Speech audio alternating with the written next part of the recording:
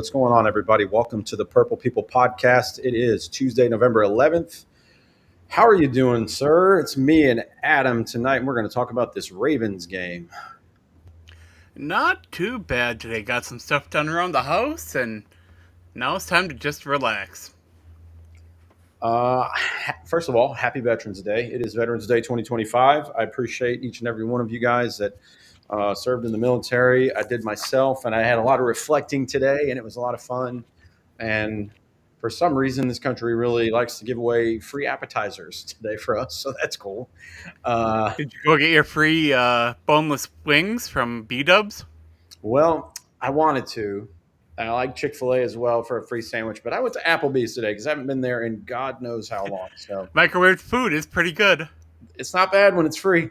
That's true.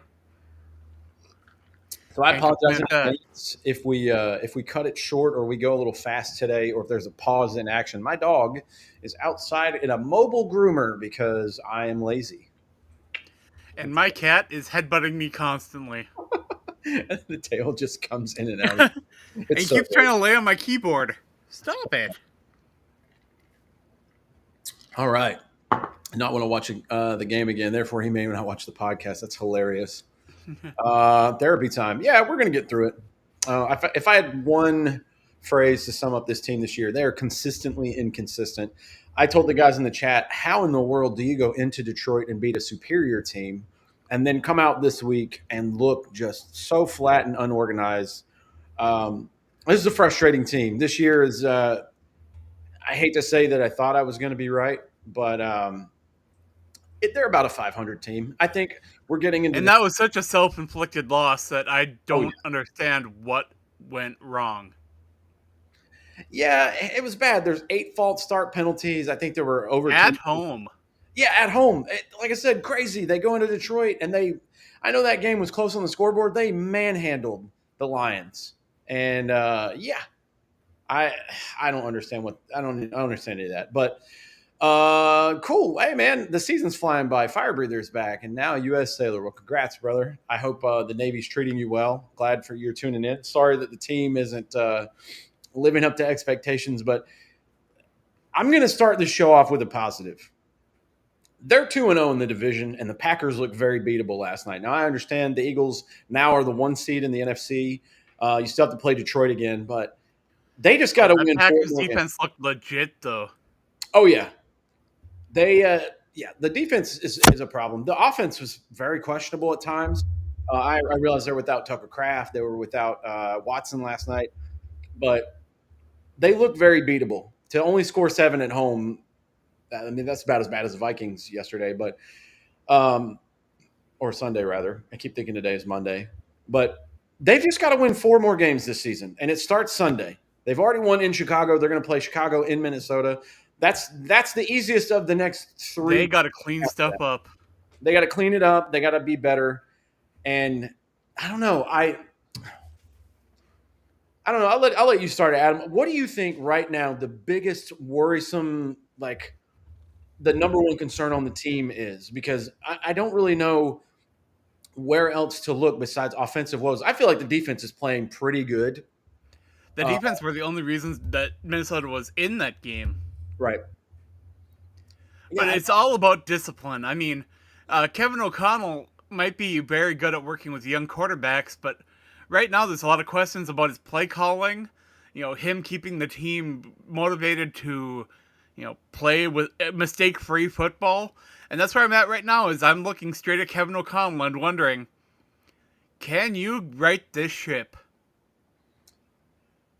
Yeah, there's some times, and we've heard people be a little ridiculous. I mean, I've been ridiculous about this team all year. I'll be the first to admit it. When it's 3rd and 1, you don't need to throw a 40-yard bomb. You're speaking my language. I think that this team I think he really needs to consider getting help. Back to basics. Yes. If you're going to have J.J. McCarthy and you saw the winning formula of how he was most successful at Michigan, I'm sorry. You're going to have to tailor your offense to a quarterback, especially when you make the comment that most of the time teams fail young quarterbacks. It's not the other way around. Okay, so what are you doing to make this easier for him? Now, I will say there are some times where JJ McCarthy will lob up a rainbow ball like the first interception yesterday. I didn't like that. The ball And was if in there too long. your team, I get it. If he's one on one, I understand. Yes. But at least make it a ball that Justin Jefferson will have a chance at. Only he can get to. Correct. I can't get on board with, you know, lobbing it up in double coverage. He is awesome, but he's not superhuman. All right. Um, there was a little controversy, at least on surface, by reporters that Justin Jefferson's frustrated. He's giving up. Yeah, I'd like to see him not just. I'm sure he is a little frustrated. There's probably some there. I'd probably say more than a little, but the team, like you said, man, the team can't keep continually shooting themselves in the foot and expect to get ahead of the eight ball. I would love to see them go like, just stay with me here, Adam. You know exactly what I'm going to reference. 2015, right? The Broncos are the Super Bowl winning team. The NFC, it's the Panthers' year. It was Cam Newton was a miracle MVP that year.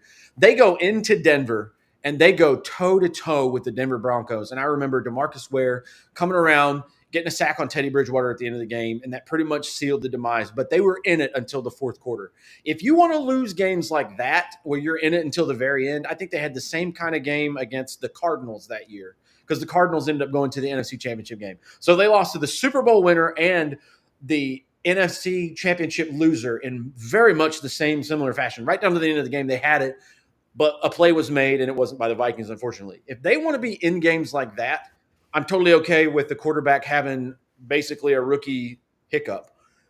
But I can't get over these false starts, man. I don't understand it. And it's coming against Brian O'Neill. I mean, you're supposed to know what the hell's going on. I could understand if it was Donovan Jackson or, we had a rotation of centers come in. It's annoyingly frustrating when 8 penalties get you almost a football field's length worth of yardage. And that's got to be the What's really first. crazy is that the offense had all those penalties, and that made so many mistakes, and then special teams cleans things up and they play well. And then Miles Price has the worst game of his Vikings career.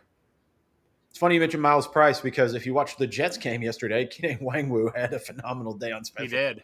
And that pissed me off just a little bit more. And before this, if Price hadn't had a lot of those callbacks, he might have been on track to be an All-Pro returner this year. But this game was one that I know he really probably wants to forget. Well, to be honest, I forget it too. I'm frustrated with this game because there's no true way to judge this team when you shoot yourself in the foot, not only with the penalties but the turnovers as well. There were 2 fumbles, 1 loss, and then JJ McCarthy had 2 interceptions. So, and don't forget all the turnover on downs. Oh, that's right. I'm not even considering that. So we'll start with some game balls. I'll let you go first, man. When you're on 3rd down, you got 2 yards to go, and you pass on both of them. What are you doing? I'm in total agreement with you. We only rushed 18 times yesterday, and the quarterbacks, I don't know how many of those were designed, but he ran 5 of those. So if you take all of J.J. McCarthy's runs away, leading rusher, by the way, never good. Unless you have Lamar Jackson or Josh Allen, I don't want to see the quarterback running around for 48 yards. Yeah, take that away. That's only 30. How many times this season alone have we said, run the damn ball more? Run it more. Just run it more. When you look at the pass attempts for McCarthy, I think he had, 48 or something like that? 20 out of 42. 42. That's terrible. That ratio is not good. 18.5 QBR. I mean, I don't have a lot. I'm going to give my game ball away to Will Reichard because he did his job. Fair enough. That's it. I have nothing. Then I will give mine to the other guy, Jalen Naylor.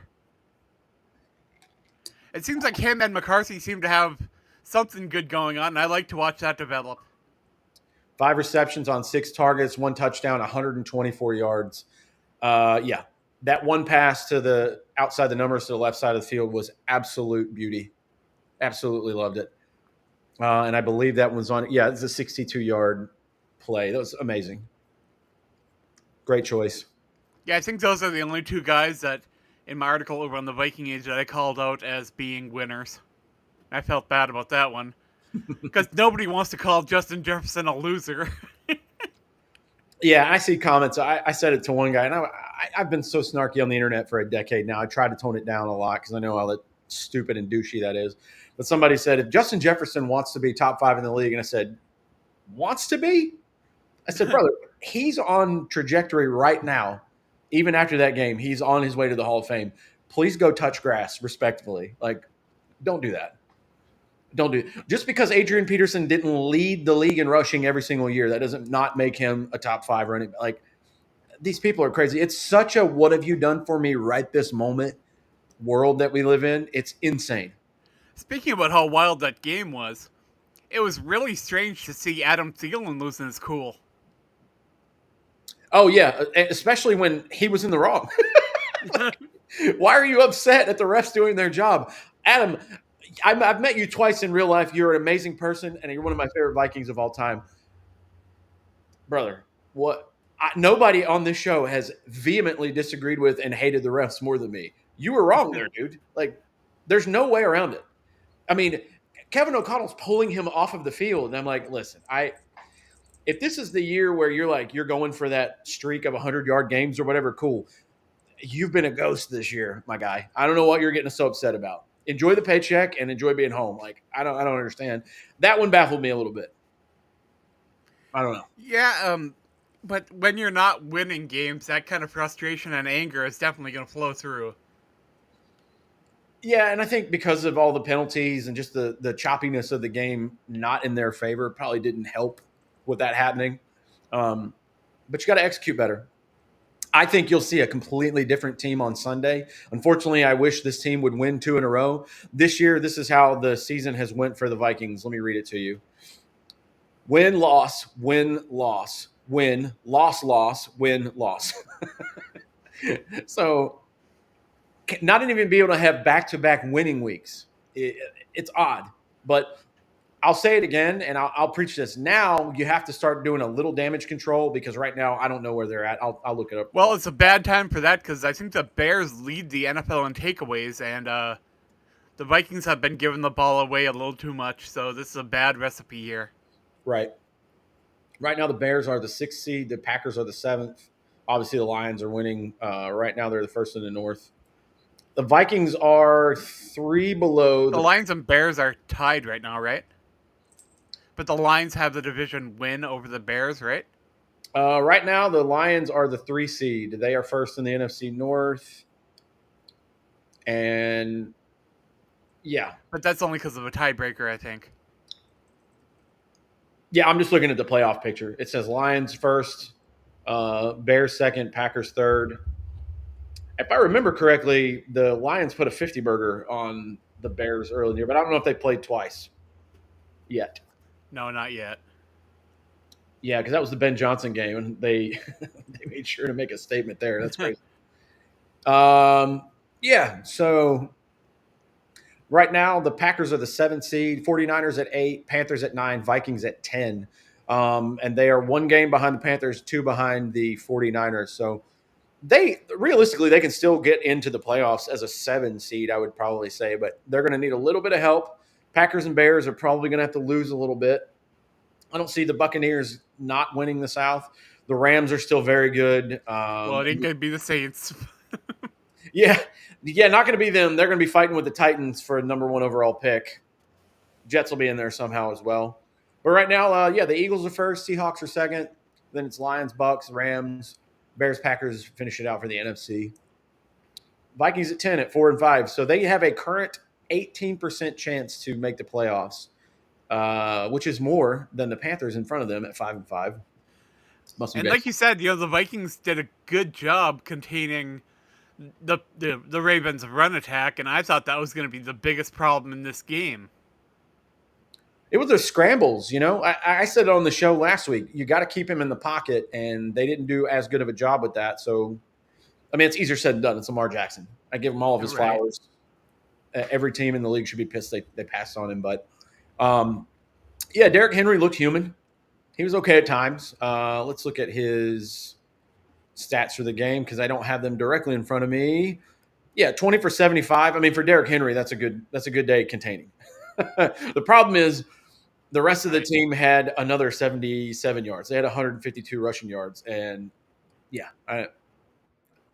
who's it? Mitchell? Yeah, he was doing some damage. Didn't like that. And of course, Lamar Jackson gets his 9 for 36. So scrambling around. I feel like this Vikings team, Kyle has said it too. This Vikings team has always struggled against scrambling quarterbacks since the beginning of time. But But when the Vikings are averaging 6.7 yards per carry, what are they doing? right, I don't What know. are they doing? Not the correct thing. I see that. You asked if the Bears defense trash. I did get a text from my homie James Hart. Shout out to 18 Visions. Go check them out if you love metal. Good buddies of mine. He's a huge Bears fan. He goes, I would bet the absolute over that you guys win this weekend. And he always does that. He always comes in being like super pessimistic about his team. I was like, you always do this. Always. I was like, But dude, like we I have said, the Bears defense is predicated on takeaways, and I really think that the Bears defense is number one in the league in takeaways this year. So that is scary.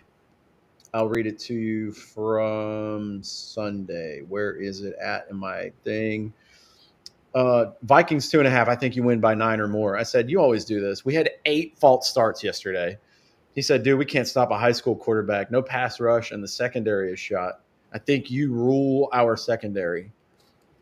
This is coming from a very loyal Bears fan. I don't know. I don't follow them that well. I just know that they're, what, 5-3?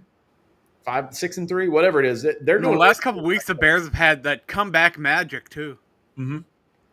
Yeah, crazy how like the ball didn't bounce their way last year, but it seems to be going their way this year. Well, do you remember that one Viking season where everything was going Minnesota's way? I do. That's the Daniel Jones year. I surely remember that one. Ugh, that hurts. Yeah, sorry, we did game balls. We'll give away some donkeys. Yeah, 8 false starts. There's my donkey. I can't ever look away from that. I don't know who you want to hand it to. I'm sure everyone could jump in and say, I'll take a flower from that. But what are we doing? I don't get it at all. This was supposed to be the upgraded, possibly strength of this team, and it's how? How do you get that many? I don't know. It baffles my brain. For me, when I'm looking at a donkey in this game, I'm gonna kind of do what you did, and I'm gonna split it between Justin Jefferson and sorry, and Jordan Addison. When you've got 23 targets and you haul in 7 of them, that's not good. That's crazy. Addison 3 for 11 with 35 yards. What are we doing there? Oof. Yeah, Gross. I realize some of those are on McCarthy, but I'd like to see more from the. This should be 1A 1B in the league. Now, I do want to state that I am not mad at Ryan Kelly for not starting this game. When you have multiple concussions as a center, you be careful, and if you want to sit out and put Blake Brandel in at center, I am okay with that. Yeah, I'm down with that. Fire breather, you need to comment and tell us what you know because we're going to fill you in on the season. Are we really having problems with our O line? Yes, the O line is a problem this year. It's very bad. We're lucky to have Christian Darrisaw back. When he came back, he was on a snap count. He looks to be back to form. Brian O'Neill is showing a little bit of age, a little inconsistency, nothing crazy. He's having a down year like Harrison Smith had down years, if that's the best way I could describe it in Right. terms you would understand. He's still very good, but definitely I would start possibly looking into the future at that position. We don't need to replace him at the moment. But yeah, the center that we got from Indianapolis has been a non-factor because he hasn't been on the field. First quarter of the year, first 4 games, he got 2 concussions back to back. So he's been out. He can start his 21-day window here soon. That was an update today. Maybe we'll get him back by the end of the month. I don't know. I personally think he needs to take all the time to recover because concussions are no joke. And he's had more. This isn't his first year getting concussions. Will Fries has been all right. Donovan Jackson's been up and down. He had surgery while you were gone. He had a wrist surgery that put him out for about 3 weeks.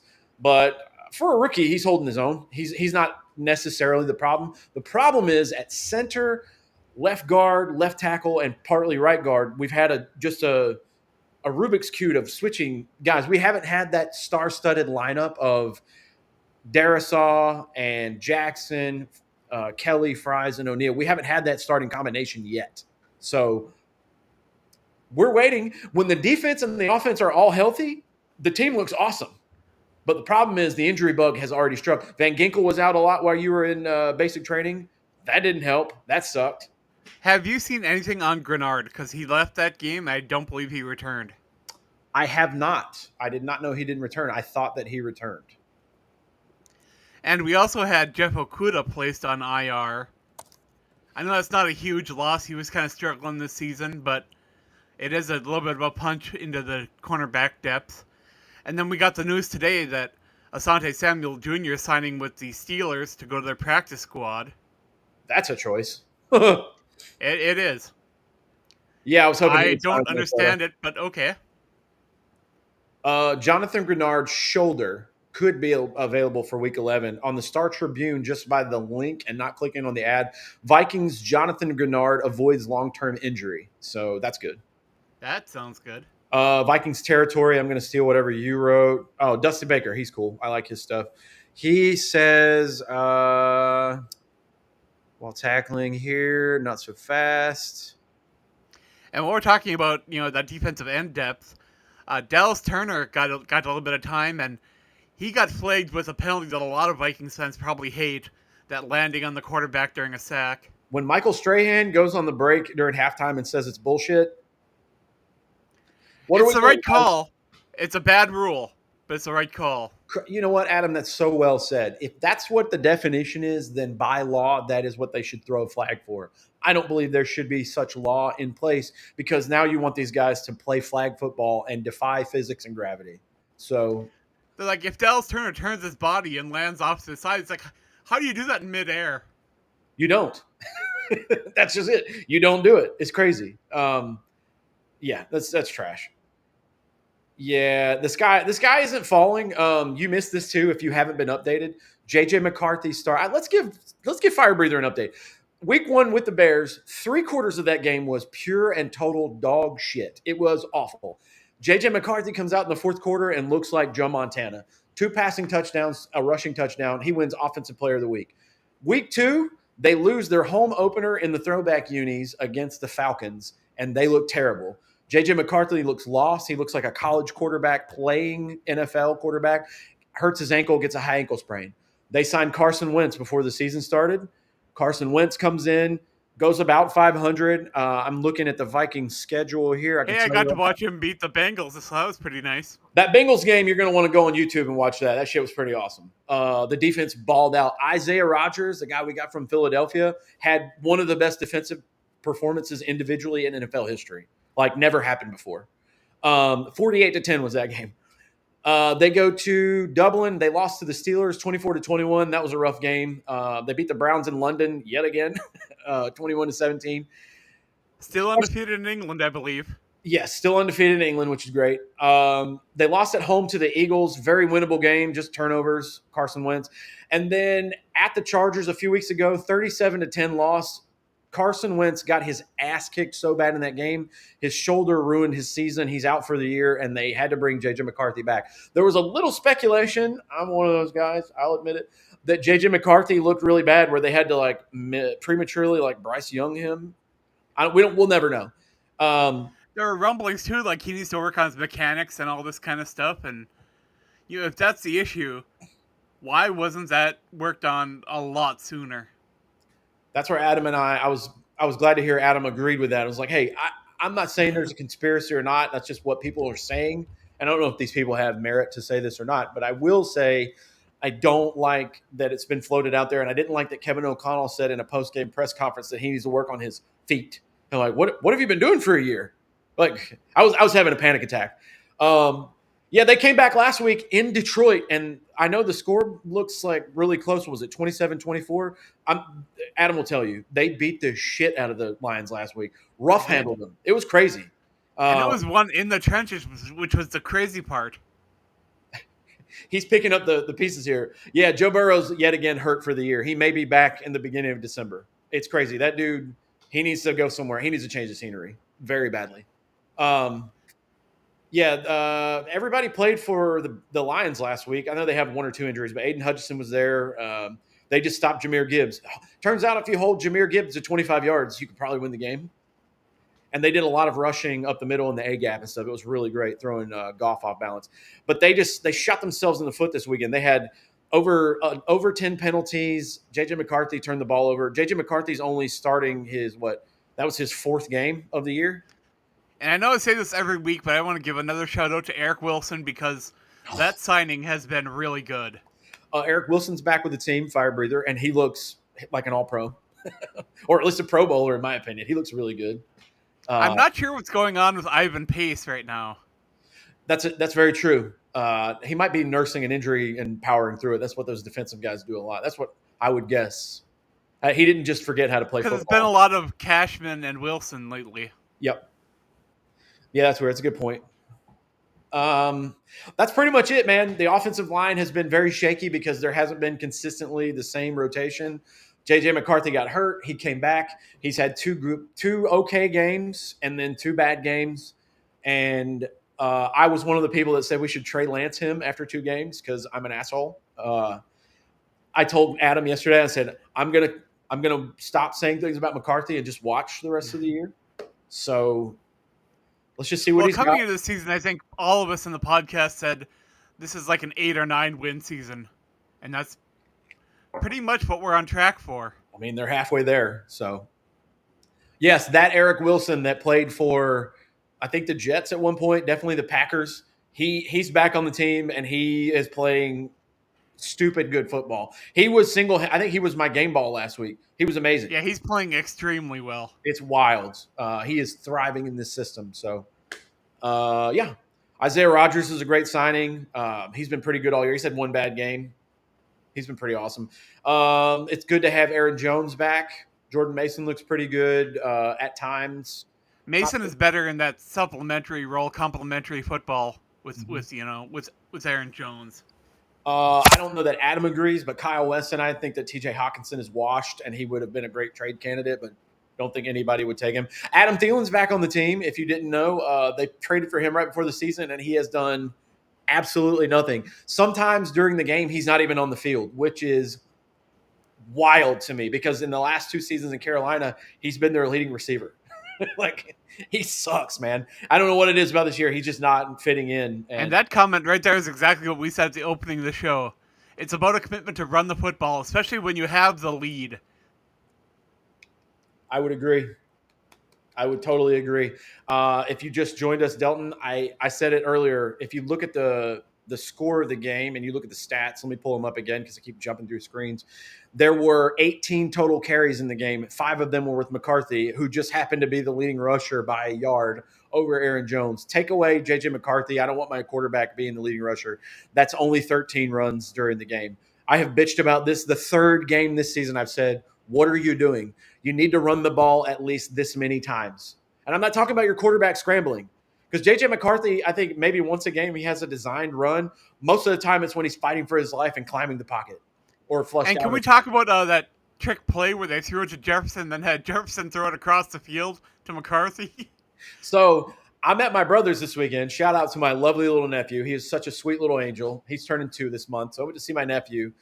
And my brother said, "Are you leaving or you want to watch your game?" I said, "No, we'll watch your game at your house or my game at your house." So we're watching the game. And I looked at him and I was like, Oh, he said, "That's certainly a choice." I was like, my thoughts exactly. That was fun. I'm glad that there was a positive yardage situation there. Don't ever run that play again. Just don't do it. Unless you're going to run a modified version of That's good. Oh, my bad. I was going to take you out if you were there. Unless you're going to run a modified version of the Philly special, don't be doing that shit where there's gave me an aneurysm. I'm glad you brought that up. Don't do that again. Hey, there you go. That's a good one. Zimmer never throws. KOC never runs the ball. Where's the happy medium? I said this earlier this year, and I totally am sticking by it. I think Kevin O'Connell needs to give up play calling. We're in year 4, and I can tell you, Adam, correct me if I'm wrong. I'm not going to go exaggerative and be all blah. I'm not going to go crazy about it. There's been some questionable game management decisions over the years, clock management sometimes, but the rhythm outside of the scripted plays, they haven't been consistent, and this is in year 4. I'd like to see a little consistent. I know some of this has to do with injury. I know some of it has to do with a second year starter in his first real year of playing. But if you made Sam Darnold look like that, and if you made Kirk Cousins look like that in 2022, and make Josh Dobbs look okay. Josh Dobbs for a month was lighting it up. He had his Lynn Sanity run like Jeremy Lin. Like, we got to figure something out. And I can tell you what, he doesn't run the ball, and it pisses me off. It makes me so mad because I look at his counterpart that he just broke himself away from in LA. Dude, they're my betting favorite right now to win the Super Bowl. They look like they could beat anybody. And the only reason they have losses on their record were by like a late field goal or something like that. So, yeah. So you're speaking Kyle West's language. He said hire Brian Daboll, or if they fire Mike McDaniel, bring him to Minnesota. I'm 100% on board with this. Bring in Brian Daboll tomorrow. He was a part of developing Josh Allen in some way. Bring that dude in. Bring him in. Yeah. Yeah, I don't know if it's the youth and inexperience of McCarthy at the NFL level that's really giving Kevin O'Connell a hard time with play calling, or what the issue is. But there needs to be some adapting going on in a big way. Delton, again, I don't know that I've ever seen you in our chat before. Delton, thank you so much. This is a great thing. You should put this on a t-shirt. Running allows the offensive line to deliver punishment, not be the recipient of it. Bring the pain, man. I totally agree. They did it last week in Detroit. They brought the hurt to them, and I loved it. That was the recipe for a win against Detroit, and I was not expecting that win against Detroit. I don't think any of us, none of maybe it was Colleen. Colleen Wolfe is on fire this year. Girl, go buy yourself a lottery ticket. She's been posting for like over a month now how all of her colleagues pick a team to win, and she's the only one who picks the other team, and she's been correct. So I don't know if she picked Minnesota. There's no way she picked the Dolphins to beat the Bills, right? I don't know. I'd have to look at her Instagram. She's been on fire though. Because that game, I don't know how that happened. I didn't have the Patriots being the second seed right now. Insane. Just crazy. I made the mistake this week. I started Jalen Hurts at quarterback over Drake May, and I shouldn't have done that. I'm happy. The person I played against had Jalen Hurts last night, and when it was 0-0 at halftime, I was thanking the football gods. I have Jonathan Taylor, so All right, I'm gonna let you host. There's my groomer. I'm gonna be right back, guys. All right, so the major issue we have going on right here is that the Vikings are starting a 2-game stretch where they're going to be taking on 2 division opponents. On Sunday, we got the Vikings taking on the Chicago Bears. We talked a little bit about how dangerous the Chicago Bears can be defensively, especially when it comes to takeaways. I know they're not an all-star team when it comes to rushing the quarterback or things like that, but they get their takeaways, and that's how they found success this season and why they are towards the top of the NFC North right now. Speaking of the NFC North right now, it's kind of weird to see both the Packers and the Vikings, trending towards the bottom of the division, because it's a tough place to be, and climbing back up is not going to be easy. The teams in this division are really good, and the rotation of the schedules have those teams taking on really tough teams this season, and I'm not a big fan of the Vikings' chances in a few of these games coming up, especially with teams like Seattle coming up on the schedule. Seattle's playing amazing football, and Minnesota just isn't quite at that level right now, especially with all the mistakes they've been making the last few weeks. It's been quite rough, and I don't want to see Minnesota make more of those mistakes and end up shooting themselves in the foot even more. We got Lee Mont here, who says that he hates running quarterbacks, too much risk, and that's exactly why I hated that play where Justin Jefferson caught the ball and threw it back to McCarthy, because you don't want your quarterback that just came off an injury that kept him out all season with his knee and then missed multiple games with an ankle injury. Do you really want him as your ball carrier on a play when he's kind of opening himself up to big hits? To me, that's just a mistake waiting to happen, and I don't like that at all. I've always been a big fan of those stationary quarterbacks, the ones that can sit in the pocket and throw the ball. But the problem there is that the game has evolved, and now if you're not a mobile quarterback, the league is kind of passing you by, and I don't feel if that's the best way to play quarterback in this league right now. Not a good thing. What's not the best way to play quarterback? By giving the ball to the other team? No, by being a pocket quarterback in today's NFL. Yeah, I think who's a good example? Matt Stafford's probably the best one right now. He's like the best pocket quarterback, then probably Jared Goff. But you ideally, I mean, I think the prototypical kind that you would want is a Jalen Hurts that can do both. I would say he's equally as good at passing as he is running. I think the And at upgraded. one part, Lamar Jackson was more of a running quarterback, but he's worked on throwing a lot. He's gotten much, much better. You're speaking my language there, Adam. I was just going to say I think the upgraded, advanced version of Jalen Hurts is Lamar Jackson because he's equally as good at throwing and running, but I think he's better at it overall in both areas than Jalen Hurts. Um, Dang, we're both having some issues now. There we go. Sorry, guys. We're both jumping in and out of there. Oh, I do Yeah, like my this. internet is bad. Hopefully, they can get Spectrum or something out this way, or DSL with the fiber out here, because I am on rural internet and I am surprised that I get anything to work. Oh, so kind of recapping the game. I'm not going to go over stats. We usually do that a lot, but this was kind of an ugly, frustrating game. They were in it. They were very much in it for most of the game. Just giving the ball away and these penalties, man, totally ruins the rhythm and the flow of the offense and trying to get into any kind of motion to get some sustainability. Overall, 4-5. Like I said at the beginning of the show, they're 2-0 in the division. They're the only team in the division right now going into Week 11 that are undefeated in the NFC North. And they have another divisional game this Sunday against the Bears in Minnesota, so that'll be a fun one. If they can walk away with that, they can hold their head high. Now, that would mean the Packers are remaining twice and the Lions again, so it would be the harder of the three matchups, but they still have a And like shot I to mentioned while you still. were gone, the Seahawks are coming up too, and they are playing amazing football. Oh, they're not going to win that game. No chance. I don't see the Vikings going to Seattle for the 50th year in a row and finding a way to win there. They're clicking everywhere, and I think Mike McDonald might be like coach of the year candidate. That's going to be rough.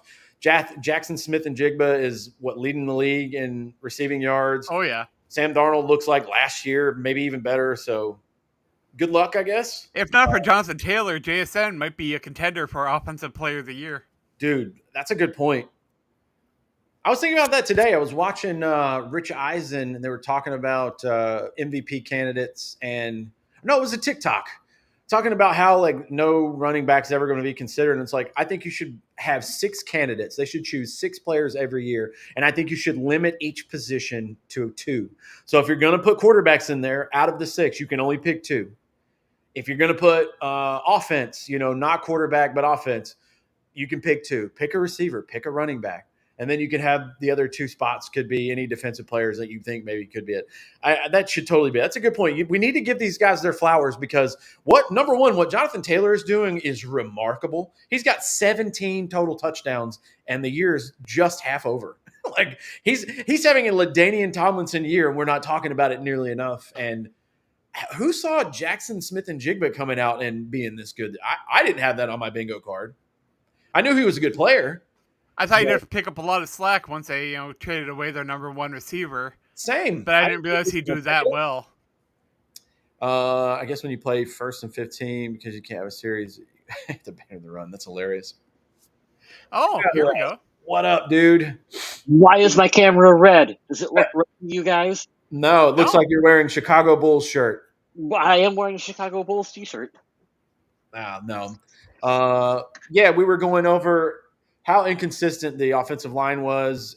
Today's quarterbacks, like, Oh boy. would like a good mixture of like a Jalen Hurts or Lamar Jackson, but the traditional pocket quarterback is kind of dead after this. When Matt Stafford retires and Jared Goff goes away, like I don't think we're ever going to see those again. If we do, it'll be a rarity. But yeah, Fire Breather is back. He's back from basic training. He had no idea what was going on, so we were filling him in on how shitty this year is going. I wish I could say I had no idea what was going on with the Minnesota Vikings right now. Yeah, it was explaining to him how the offensive line we paid for in the offseason hasn't played together at all, and we're going into Week 11. So Yeah. good times. Little frustrating there. Updated him on the McCarthy conspiracy. He's 2-2 in his 4 starts, and how he sacrificed Carson Wentz to die. And the thing with McCarthy that we keep coming back to, and I'm sure you guys have talked about it in this episode, is that we really just have to ride out this year, and there's probably going to be more bad moments than good with him, but you've got to just let the kid play and develop, and that's what this year is about for the Vikings. It's just hoping that McCarthy shows enough positives that you can continue to grow and develop with him. Now, have you guys talked about Kevin O'Connell and play calling and how he's not necessarily helping the kid? Like, you can't consistently abandon the run like what the Vikings are doing right now. When I think that we got chatter saying that too. Aaron Jones averaging 5 yards a carry, and you only give him a handful of attempts out there on the field. Like, what was the template with McCarthy in college? You play defense and you run the football. So I take it you must have said that at some point as well too. This is why we're friends, man. We're on the same page. I know. I apologize for being so late today too, but oh no, we're glad you could make it. It's like I don't understand why they seem to want to get so far off track immediately with JJ McCarthy when it really should just be pound the rock and play defense and give him an easy offense to run. It would be a lot easier to sit here and talk about this if the only issue right now was the inexperience and inconsistency of JJ McCarthy, but that's not the case. It's not. Like, I'm not super frustrated with McCarthy at the moment. Like, he's had a couple bonehead moments here and there, but I expect that from him, and I do think that the kid has potential to continue to grow and develop. But there's something that's not quite gelling and clicking with this team, and I can't put my finger on it. I don't quite know what it is. I think I'm not sure either. It's after 4 games. I explained to Fire Breather the Bears game, 3 quarters, 75% of that game he played like dog shit, like real bad. Yeah. And then he played like Joe Montana for the 4th quarter. Looked really bad and lost in the Falcons game, but the last 2 games, he's improved. And like they won last week. He didn't have any turnovers. That was great. Or if he did, he only had 1. I think Kevin O'Connell is getting a lot of slack this year, or flack, and he should. I told Adam before you got on, I was like, I really think he needs to hand over play calling duties. If you take out J.J. McCarthy's 5 runs yesterday, by the way, he was the leading rusher on the team. That's never a good thing. He's not that elusive to be our leading rusher. Like, that should not be. And I understand. I was telling him some of those designed runs, some of those are once a game. 4 of those is because he's getting flushed out of the pocket or he has to climb and run for his life.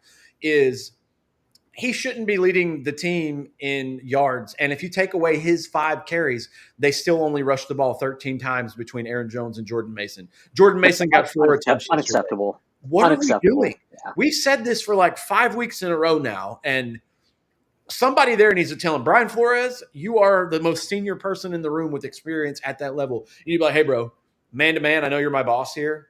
You got to change this shit because I'm doing my part. The defense is doing all right, but the offense has got to get it together. The only thing I had to harp on McCarthy for is young quarterback bullshit. If you're going to throw to double coverage to Justin Jefferson, try to put it where he can catch it. Don't rainbow the pass so it has 10 seconds for them to like completely eyeball where it is. Right. And run from the other side of the field to make an interception. So, Wes, you weren't here for the game ball and donkeys, so I want to hear if you have any. Oh, yeah, it's true. Oh, man, you're putting me on the spot. Now I got to go back and try to remember the game here real quick, too, because boy, oh boy, did I forget a lot of that one immediately. Well, Smith picked Reichert, and I picked Naylor. That was a good game for Naylor. I would probably double up with you and go on Naylor. I thought that's probably his best performance of the year so far. Oh, yeah, he was balling. Absolutely. Jalen Naylor, 5 for 6, 124 yards and a touchdown. Long Donkey, of 62. I'm putting a lot of this loss on Kevin O'Connell. I just don't think it was a good game plan, guys.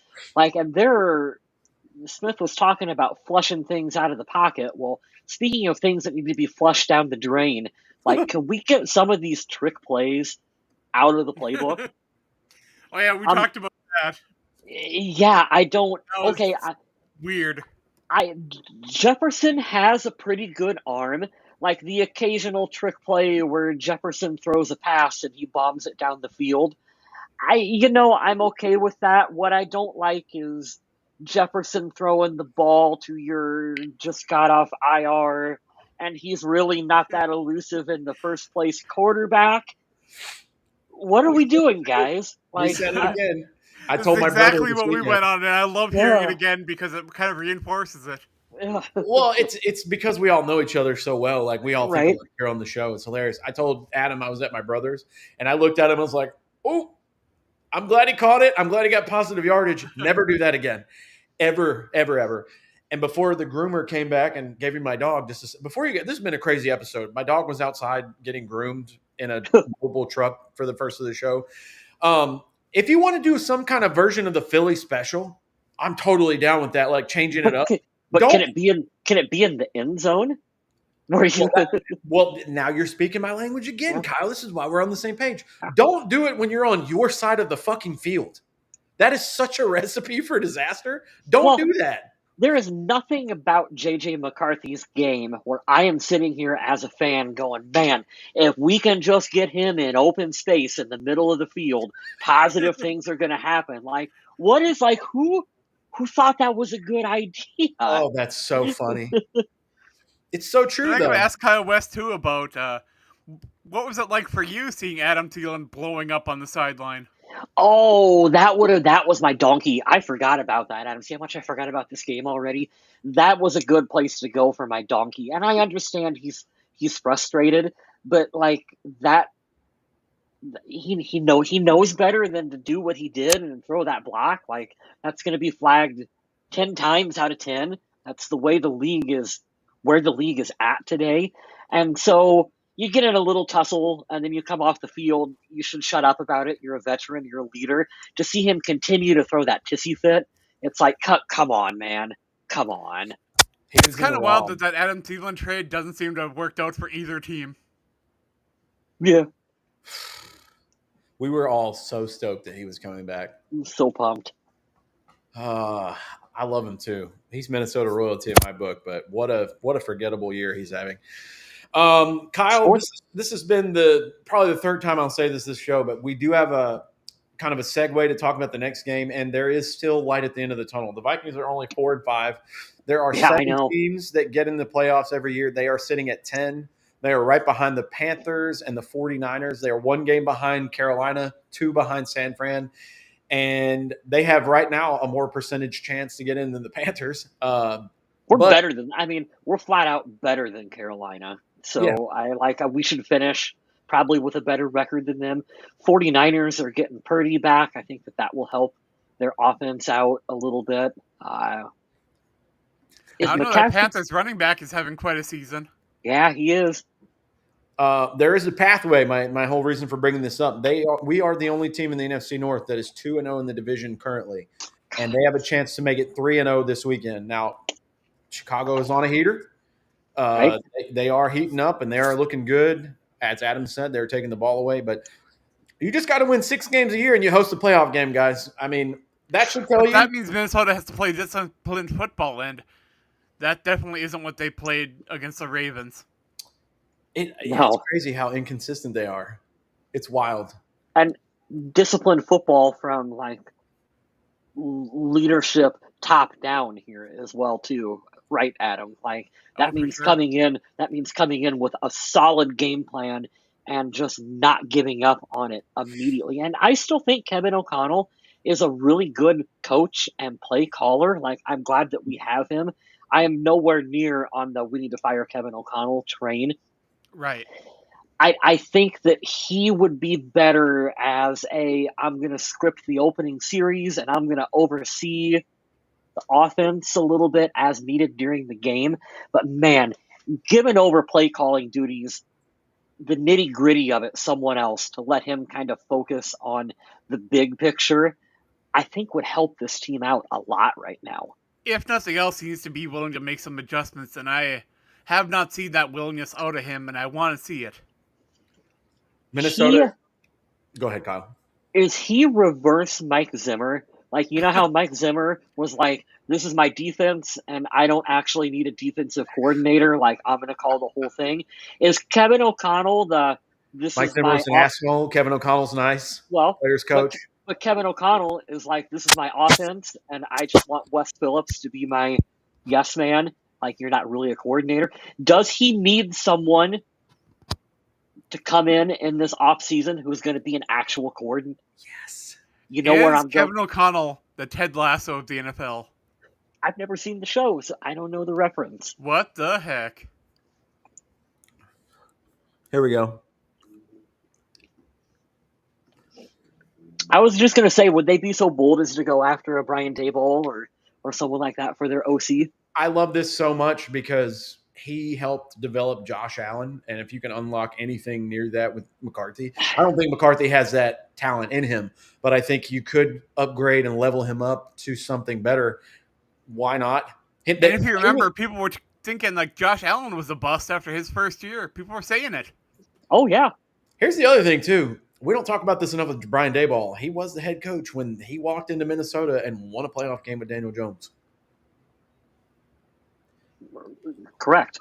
I don't think you should have committed to him over Saquon. Here's the thing, though. But part of the hire of Kevin O'Connell is that he's a quarterback whisperer, and he will be able to draft and develop our next young franchise quarterback. So are you backtracking? Are you losing faith in Kevin O'Connell? If you feel like you have to bring in someone else to be your quarterback whisperer, is there too much? Is he able to put his ego aside and say, hey, maybe I do need to bring this in? I don't think I don't know. I don't have the answer to any of that. I don't think I lose faith in him. As we sit here going into week 11 in 2025, I don't have any faith lost that he can develop a quarterback and that he can do the job of a head coach, which is to be a CEO. I think that he wants to be involved with the offense, and I think that he wants to be Sean McVay. CEO, and I just said that earlier. To come directly from that branch of that tree and to not look anything like that, it's kind of bothersome. And I don't know. I'm with you. He needs to hire someone else to pick up where he's not good because he's not good at play calling. It's been 4 years. I mean, he's that's the frustrating part where I want to push back a little bit. He's good at play calling. He's not good at managing the game from moment to moment. I think that's when it gets away from it. Like his X's and O's, like play calling, I think are fantastic. He just needs someone to say, hey, we're not giving up the pushback. We're not giving up the run game. We're not going to run some of these trick plays. Like that's what he needs. But he should know that. I think Kevin O'Connell is an excellent play caller, but I think what he's drawing up and everything doesn't translate very well to a quarterback that doesn't have the experience that his other past quarterbacks have had. I mean, I'm not saying JJ McCarthy can't get there, but as it sits right now, you're drawing up Sam Darnold plays for JJ McCarthy, and that's not going to work. And how are you going to get him there to do that? Because you can't beat game experience. So what are you doing to help him? You know, if there's a 10 phase or a 10-step plan, don't go to 5 if he's only playing at a 3 level. Stay at 3. Which is weird because I thought that one of his big strengths as a coach, as a coordinator, was his ability to adapt the playbook to the talent that are on the field.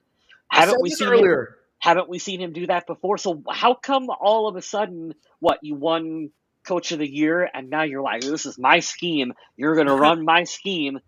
Like, how come you can't? You've shown that you could adapt. Who was the quarterback that we signed from Arizona that we had success with briefly? Josh Dobbs. Josh Dobbs. Like, you did that with Josh Dobbs. Why can't you trim down the offense for JJ McCarthy? Like, how come how come now it's different? That's what I don't understand either. Yeah. We said it earlier.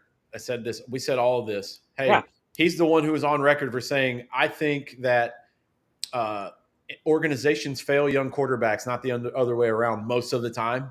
Right. What services are you doing to him this year that are positive? Yeah.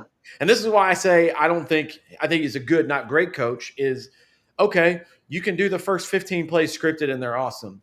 What happens when the game plan that you plan for all week, you're like, all right, we're going to do zone run this week. And for whatever reason, Vic Fangio is on the other side and they are completely fucking your day up. And you're like, well, that's just not working. How do we adjust? Like you said, in game, I need you to stick with the plan if it's something that'll help the quarterback out. Or if your plan is completely thrown in the dumpster by the middle of the second quarter, how can you readjust that and make adjustments to say, okay, we're good at this, which is in this wheelhouse, but we're going to attack this or that. He needs a yes man, like you said, to come in and say, you need to do this and you need to do that. Like Brian Flores, you're the most senior dude in the room with head coaching experience. Hey, bro, you're not running the damn ball. The quarterback's not ready to not run the damn ball and throw 42 times yesterday. Oh, Adam disappeared behind a cat's tail. He was 20.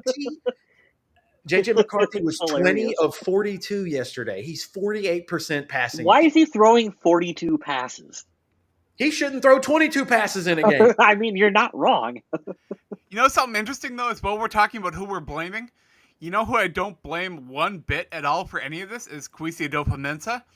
I think he went out and got all the talent possible. No.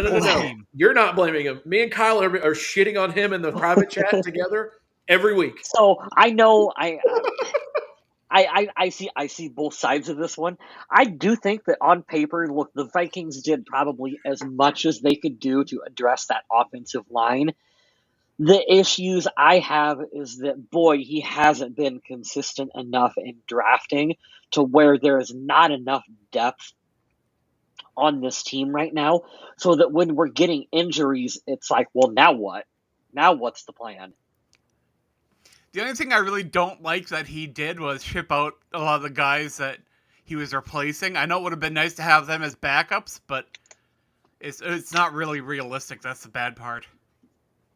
Now you're going to make me do it. Kwesi. Because have you seen, like, Ed Ingram is having an amazing season down in, what is it, Houston? Houston, yep. That's frustrating, too, because that ties into that quote just about organizations in general, giving up or failing young players. And you look at someone like Ed Ingram, and you're like, and we were all frustrated with Ed Ingram. How many donkeys did the three of us collectively give Ed Ingram? I mean, he tripped Kirk Cousins twice. Right. But how much of that is just players need more time to develop before they're put into these starting roles?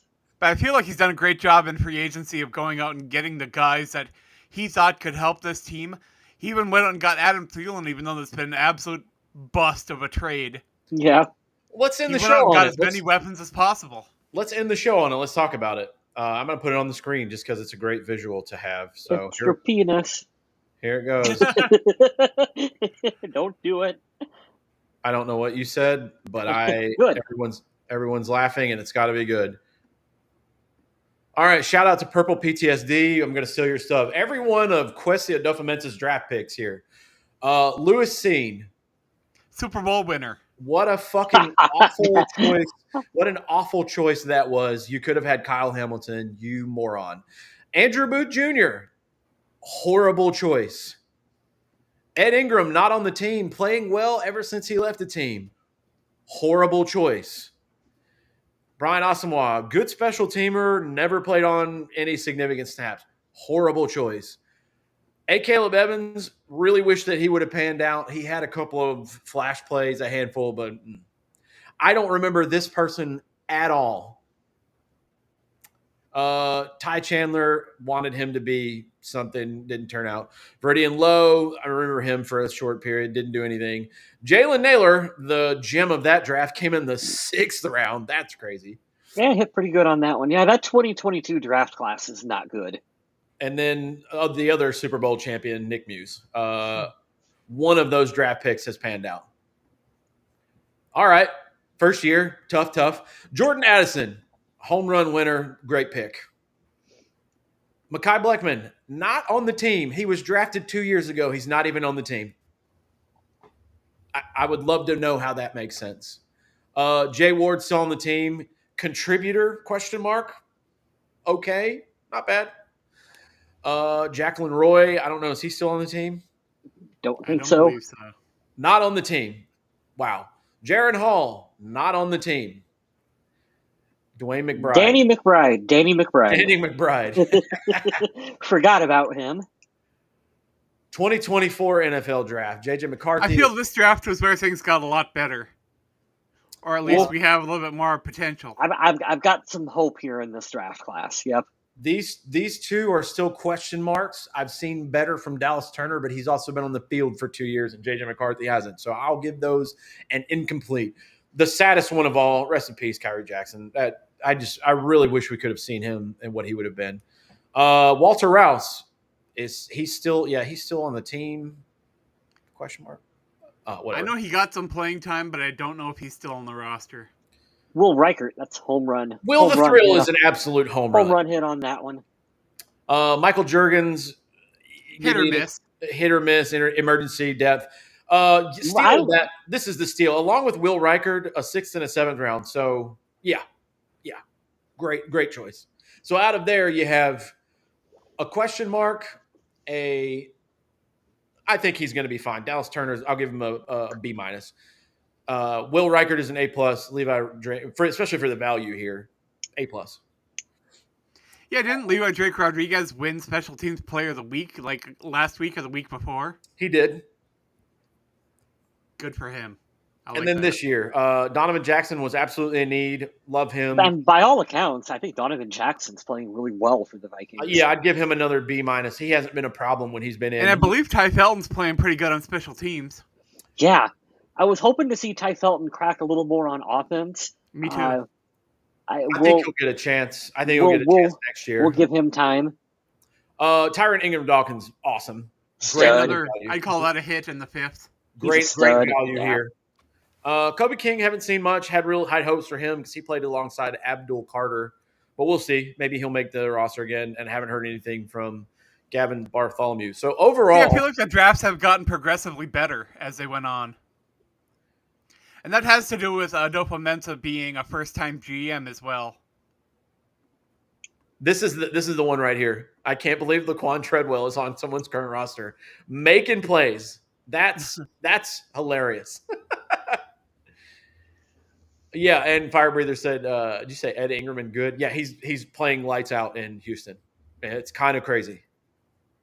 So I agree with Adam. The drafting is headed in the right direction. It appears that way.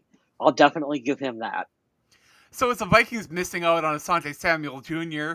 and with what was going on with their whole cornerback situation right now, is cornerback going to be the top need for this team this offseason? It's yet again depends what you need to do with center. Center might still be my top priority, but maybe you could get one in the 2nd round. Maybe I'm spending my 1st round pick on a corner. Because right now we're sitting here looking at a safety maybe too. Here you go, guys. Next year, 1st round, 2nd round, 2/3, 1/4, 2/5, a 6th, and 2/7. They got some capital. They have 10 draft picks as of right now for next year. The 3rd and the 4th, there are a 3rd and a 4th projected comp picks, and I believe those would be for Sam Darnold and Daniel Jones. So pretty cool. 10 picks next year. 2 in the 3rd, 2 in the 5th, 2 in the 7th. You know what I'll give him credit for? Signing Daniel Jones, practice squad guy, and getting a comp pick for him is real high IQ football move right there. Like, you bought yourself a comp pick with a player who, good or bad, was never going to play for you this year anyway. Well, the Vikings still have one more year after this on Aaron Jones, I believe. So, School Brother there saying that we need a running back. I think between that and Mason next year, I don't think we're going to see a big change there.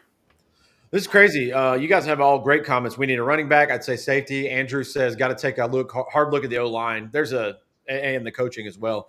Yeah, you still have to patch up the O-line. I think you have to keep searching for center. And it's never too early in the later rounds to look for a Brian O'Neill backup. I also I want Pat Williams back on the team.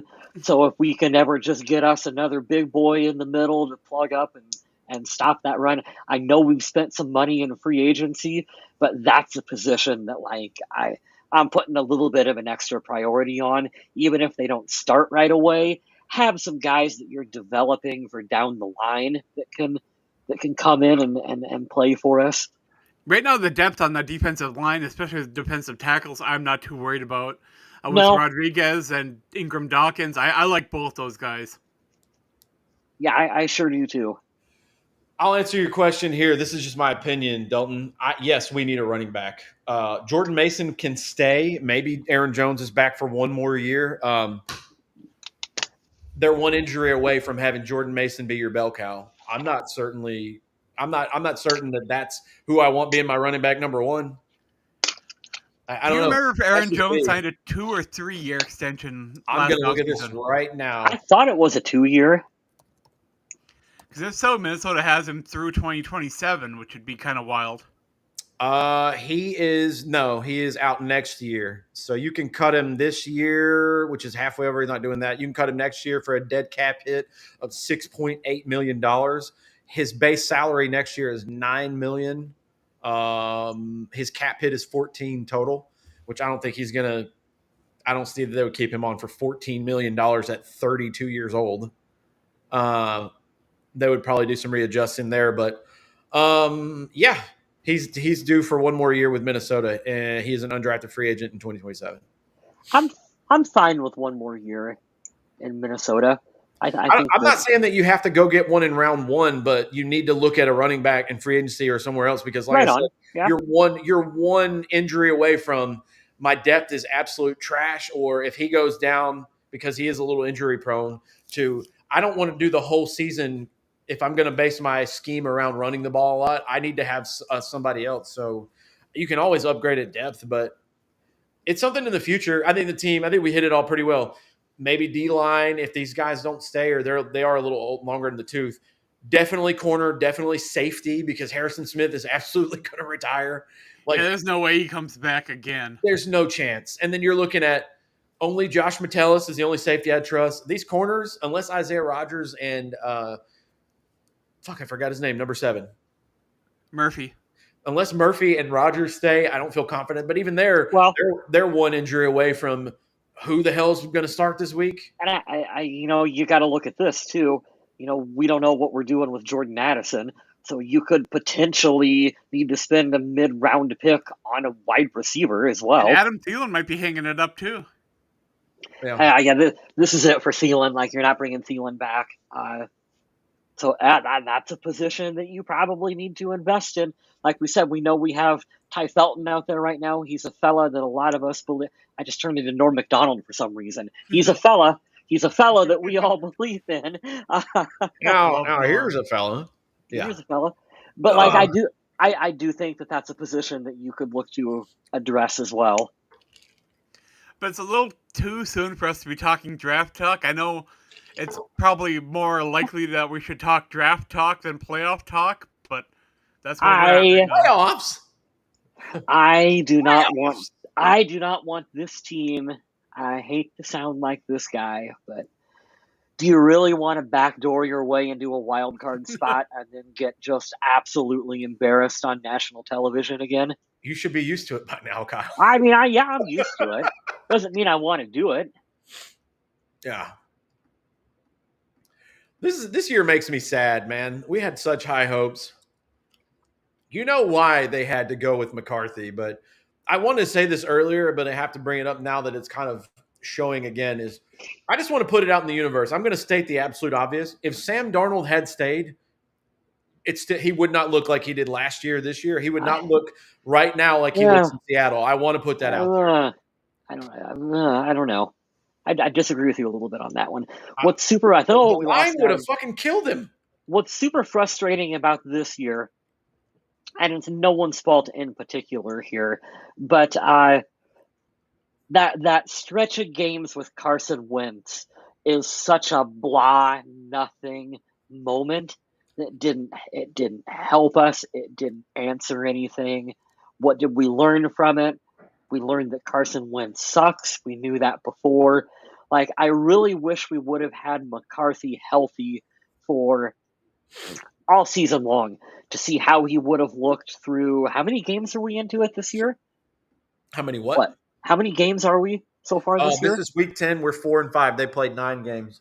Yeah, 9 games, but we only have, 4 games on McCarthy? That's stupid.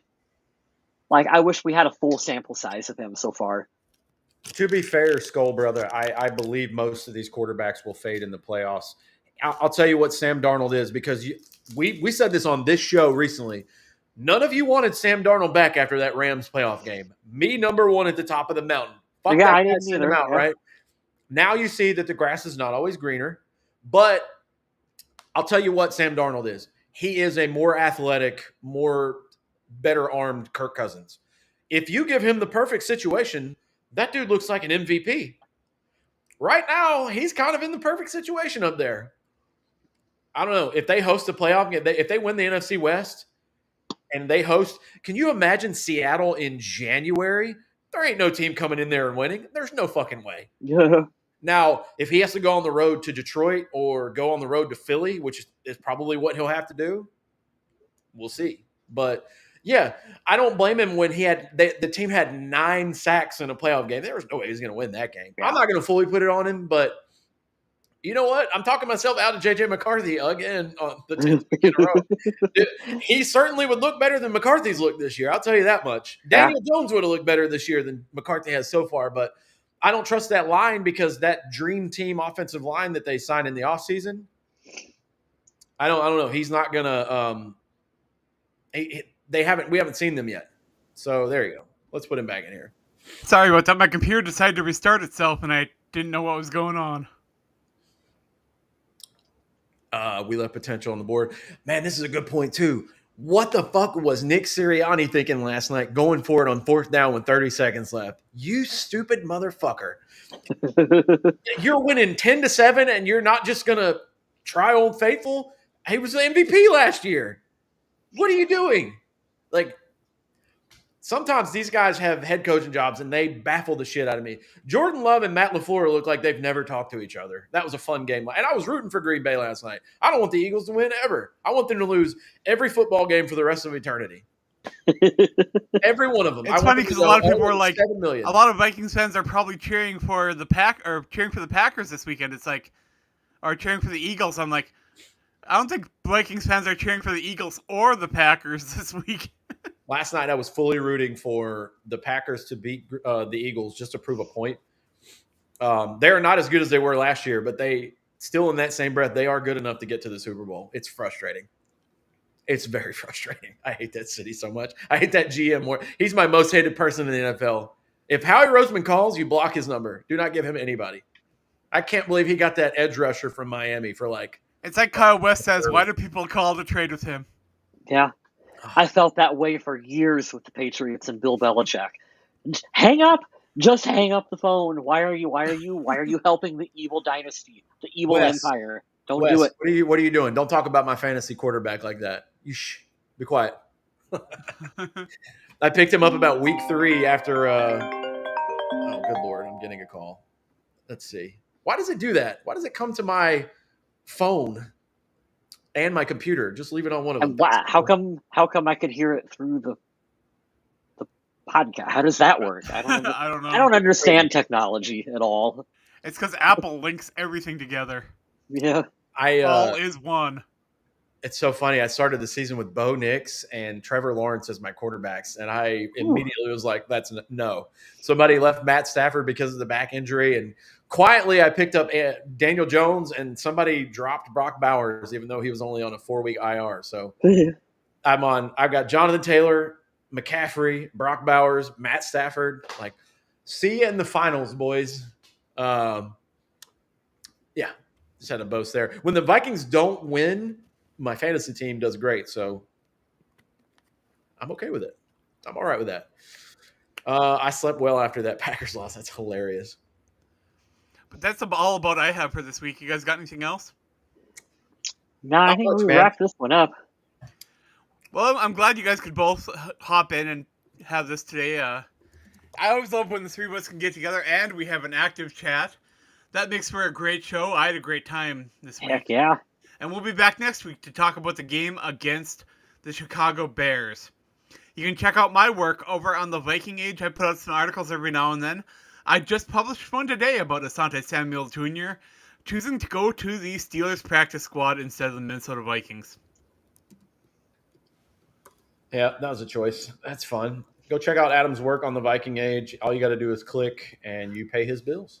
I'm also on every social media out there, most likely. MN Viking Zombie. That's me. Heck yeah, follow our guys. And we also got Kyle West, who's over on Blue Sky. Yep, give me a follow if you want. Up on the old screen there, at Vaguely Square is my username. Give me a follow if you'd like. And Smith, every once in a while, goes live on Instagram and sings to us. We don't have to talk about that. I want you to like and subscribe. I want you to like and subscribe. We have some new faces in here in the chat tonight, and I appreciate John and Charlotte for turning Steven, I believe your name was, onto the show. We have one of the best group of listeners, I think, around. I love the people that we have around us and that come in and talk to us. It's fantastic. Yep. Shout out to Steven. Welcome back, Fire Breather. Skull Brother, I haven't seen you in a while, if ever. Delton, haven't seen you ever. I appreciate all of the feedback. Lee was in here tonight. Andrew is our faithful regular. Thank y'all for jumping in. It's not fun to talk about the Vikings after a loss, but we appreciate it. But right down here, like the YouTube channel, subscribe to the channel, and if you hit the notification bell when we go live, when I schedule it, it'll let you know, hey, we're going at this time tonight. And I like this time frame. It seems to have a lot of interaction around 6:30. So, and if you don't catch us live, remember, anywhere you listen to podcasts, we're pretty much there. Except that one platform. Yeah, we aren't on that one. You know the one. I don't know what we're talking about, but I'm laughing. We're not. I'm just making shit up. Yeah, I was about to say, sure. Yeah, sounds good. Yeah, we hope to see you guys next week for the game when we talk about, or the week when we talk about the game against the Bears. In the meantime, stay classy, Minnesota.